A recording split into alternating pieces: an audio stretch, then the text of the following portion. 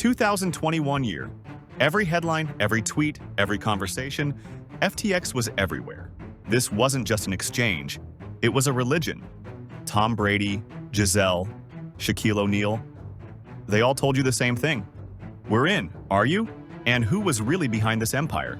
Not some Wall Street wolf in a fancy suit. Him, Sam, a guy in cargo shorts playing video games during investor meetings. They called him the next Warren Buffett. But that was a lie. $8 billion gone. The question isn't where the money went. The question is scarier.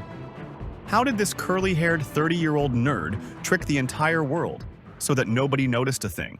Look at him. He doesn't look like your typical financial villain. No yachts, no Lamborghinis. Sam drove a Toyota Corolla.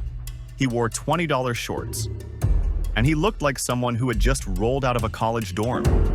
But behind that image was a perfect marketing weapon, the philosophy of effective altruism. His idea sounded like the plot of a superhero movie. Make billions using the dirtiest methods possible, just to give it all away to save humanity. And he started making money. In 2017, he founded Alameda Research. The scheme was almost laughably simple.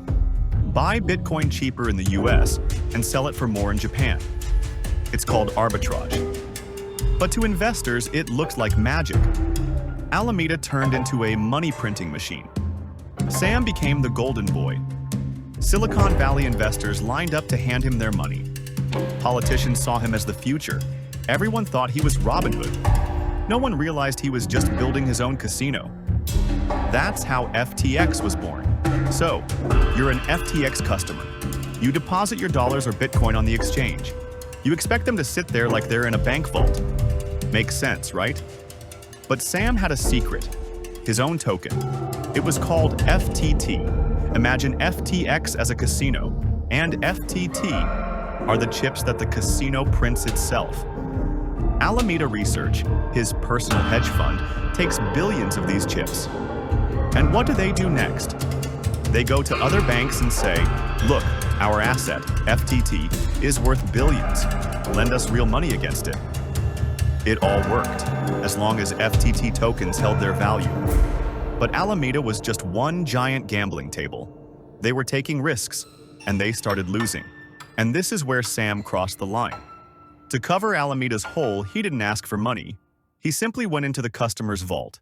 He took your deposits, your Bitcoins, your savings, without permission, without warning. He used them as his personal bailout fund. As long as the market was going up, no one noticed that the vault was empty. But that's not how finance works. The moment someone tries to take their money back, the entire house of cards, built on worthless tokens and stolen funds, simply collapses.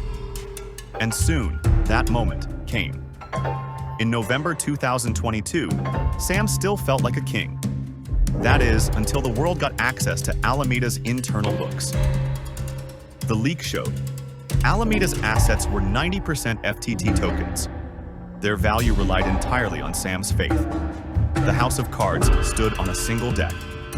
And then, his greatest enemy appeared. Zhao, CEO of Binance. The man who had long competed with Sam for the crypto throne. CZ made his move. He announced that Binance, the biggest player, was selling its entire stash of FTT tokens. This wasn't just a tweet. It was a death sentence. Panic swept the market. Players realized if the FTT token was worthless, then there was no money in the FTX vault. Everyone ran for the exit. This is called a bank run. Within 48 hours, customers tried to withdraw billions. Sam couldn't stop the tsunami. He couldn't give back money he never had. The empire collapsed. The crypto genius from the Bahamas had become just another fraudster. When the house of cards collapsed, Sam tried to hide inside his Bahamian empire. But the era of the genius was over.